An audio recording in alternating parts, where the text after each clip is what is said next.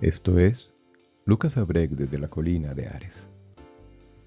Todo funcionario público debe atenerse a ley expresa cuando actúa.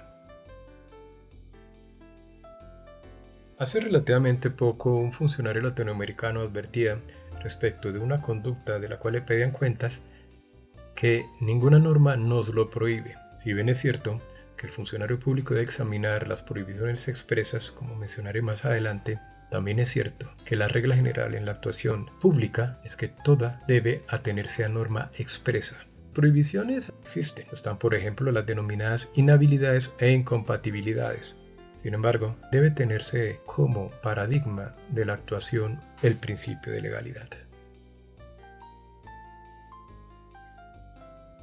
El principio de legalidad de la actuación administrativa significa que los funcionarios públicos necesitan una norma que les permita actuar, porque en realidad no es el deseo lo que debe dirigir su actuar, sino el obedecimiento a las normas que ya existen y en beneficio general. Las leyes no son para que queden como adorno en un armario, son para aplicarlas. De lo que venimos hablando es del principio de legalidad de las actuaciones de las autoridades. Es un mandato constitucional que, desatendido, puede provocar importantes consecuencias.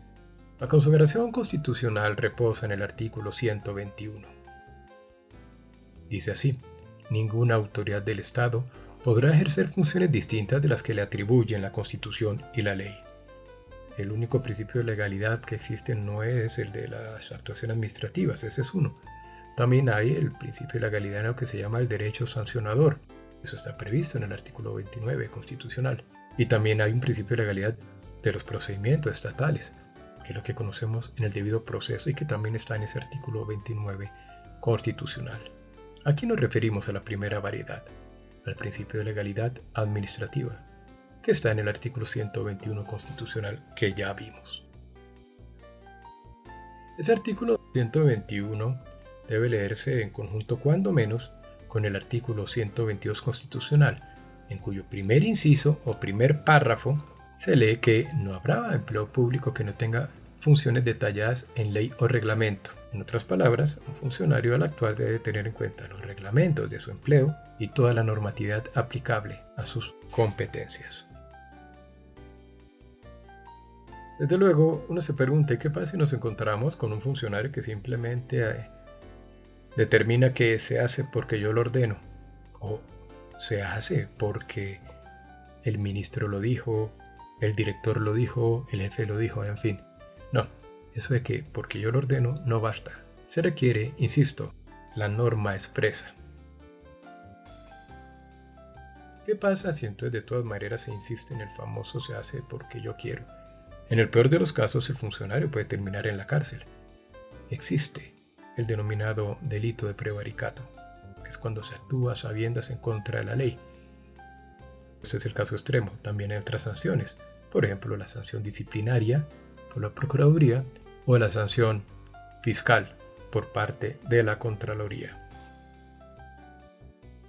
Entonces, ¿qué es lo que debe hacer un funcionario público?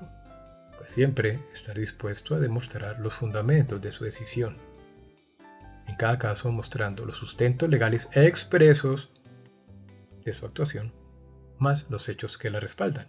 Alguien se estará preguntando, ¿y qué hacemos en aquellos casos en que existe la denominada facultad discrecional? Aquellos casos en los cuales la norma le permite una amplitud de actuación más grande a los funcionarios. En esos casos, de todas maneras, tiene que tratarse de una decisión ajustada a la ley.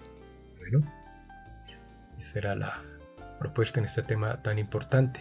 Y de ahora en adelante recuerde, todo funcionario público debe actuar conforme a norma expresa y además debe explicar sustentadamente su decisión, que no solamente tiene que ver con la legalidad aplicable, sino también con la demostración con los hechos y todos esos elementos de prueba que demuestren la justicia de su decisión, que en todo caso, aún en el ejercicio de facultad discrecional, tiene que ser de beneficio general.